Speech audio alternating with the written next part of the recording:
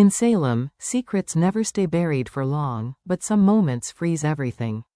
This week on Days of Our Lives, a gunshot shatters the peace at the DiMera mansion, leaving EJ fighting for his life, and leaving everyone else scrambling for answers. The mystery is building. The suspect list is growing. And Johnny DiMera? He might be the most heartbroken of them all. No one in Salem is a stranger to betrayal, but even by DiMera standards, this crosses a deadly line. In a split second, chaos erupts at the DiMera estate, gunfire rings out, and EJ DiMera collapses, shot in his own home. The attack is brutal, calculated, and sends shockwaves through the family and the entire town. This isn't just another DiMera family power struggle. This is a full-blown criminal act, and EJ isn't walking away unscathed. He's rushed to the hospital with life-threatening injuries, and the news hits fast. EJ is in a coma. Unconscious, unresponsive, completely vulnerable. The doctors can't say if, or when, he'll wake up. That means he can't speak, can't defend himself, and most importantly, can't name the person who pulled the trigger. Now, a man known for his cunning, dominance, and sharp tongue has been silenced, and Salem is left with more questions than answers. But make no mistake, this wasn't a random act of violence.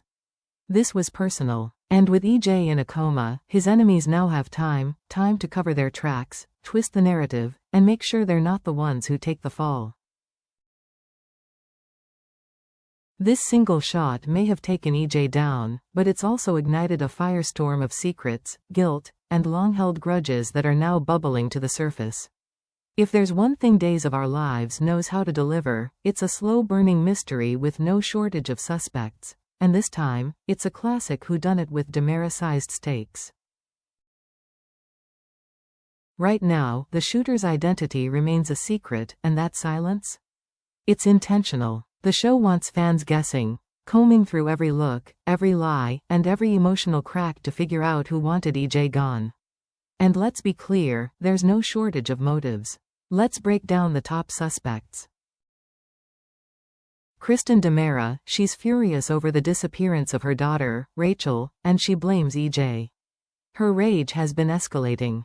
Her threats are getting sharper.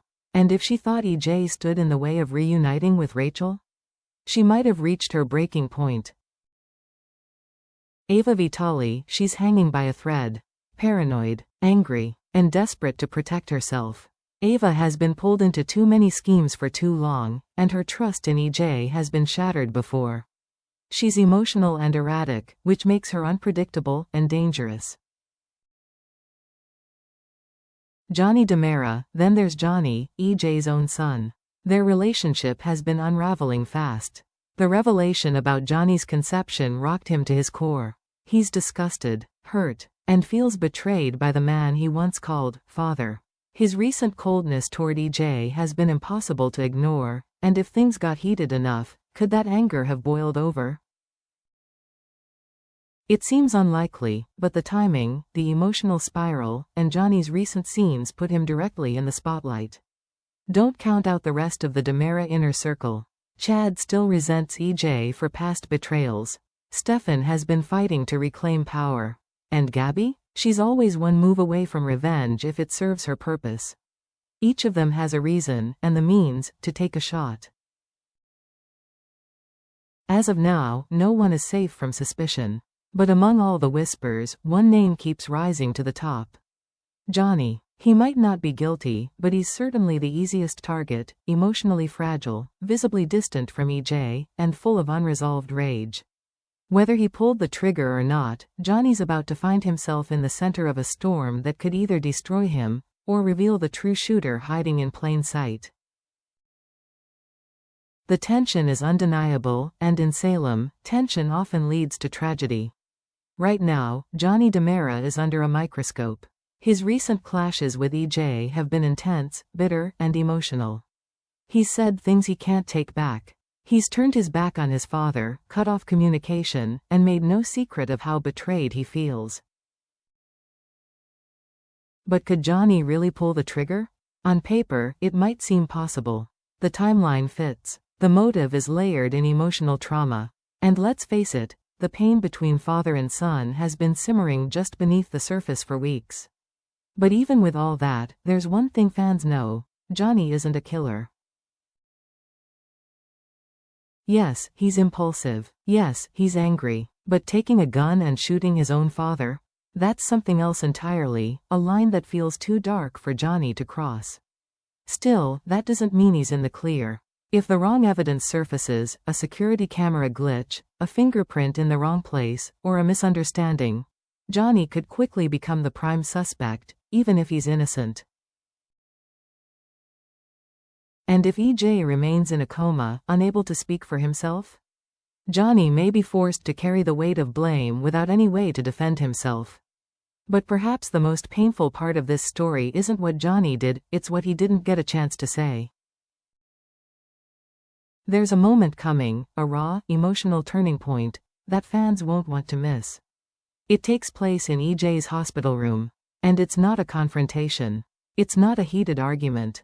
It's a son breaking down beside the man he thought he'd stopped caring about. Imagine it. The room is quiet, filled only with the hum of machines and the steady beeping of a heart monitor. EJ lies still, hooked up to IVs and oxygen, his face pale, unmoving. He looks fragile, a word never associated with EJ DiMera. And then, Johnny walks in. This isn't the confident, sarcastic Johnny fans are used to.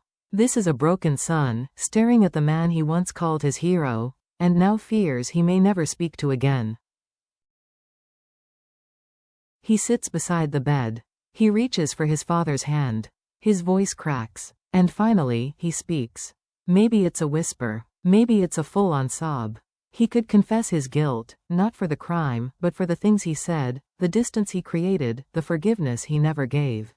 He might plead, "Please, Dad. Wake up. Let me fix this. Let me make it right." It's not just a tearjerker.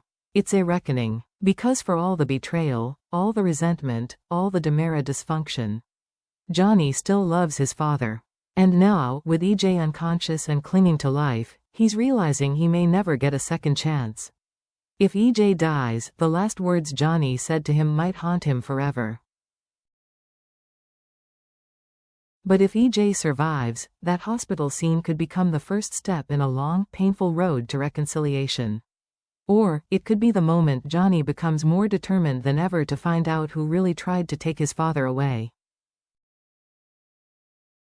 EJ DiMera may be unconscious, but make no mistake, his silence is the loudest sound echoing through Salem right now. This isn't just a medical emergency.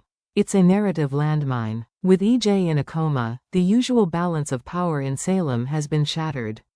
He can't defend himself. He can't retaliate. And, most crucially, he can't reveal the truth about what happened the night he was shot. Which means every person connected to him, by blood, by business, by betrayal, is suddenly walking on thin ice. His allies are panicking. His enemies are calculating. And those caught in between? They're watching every second tick by, wondering, what happens when EJ wakes up? The possibilities are as dangerous as they are unpredictable. He could name the shooter. A single word could send someone to prison, or send shockwaves through the DiMera empire. He could point to the wrong person. A misremembered face. A blurred memory. One mistake could trigger a devastating wrongful accusation. He could wake up with amnesia. No memory of the attack. No idea who wanted him dead. Just fear, confusion, and suspicion of everyone. The writers are playing this perfectly, stretching the suspense, planting clues, and leaving the audience questioning every scene and every motive. And as EJ's loved ones gather at the hospital, it becomes painfully clear, they're not just there out of concern. They're there out of fear. Because when EJ opens his eyes, everything could unravel. Let's cut through the fog for a moment. This wasn't some random act of violence. This was a hit. A targeted, deliberate attempt to take EJ DiMera out of the equation, permanently. Someone wanted him not just hurt, but erased. Silenced. Powerless. And in Salem, that list of potential enemies?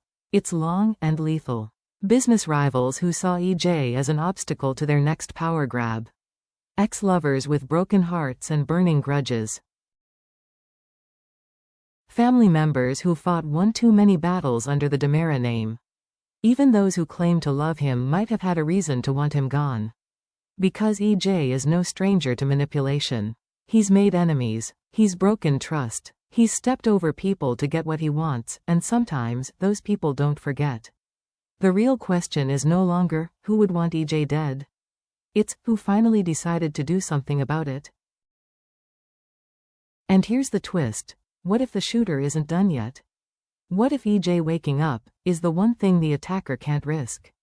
If word gets out that EJ is stabilizing, that he might regain consciousness, recover, and start talking, the person responsible might feel forced to finish the job. And if they try again? It won't just be EJ's life hanging in the balance. It'll be everyone who gets in the way. Make sure to subscribe, tap that notification bell, and join us here for your weekly dose of spoilers, theories, and deep dives into days of our lives. Because when a DiMera falls, the entire town shakes. And when he wakes, all hell just might break loose. We'll be watching, will you?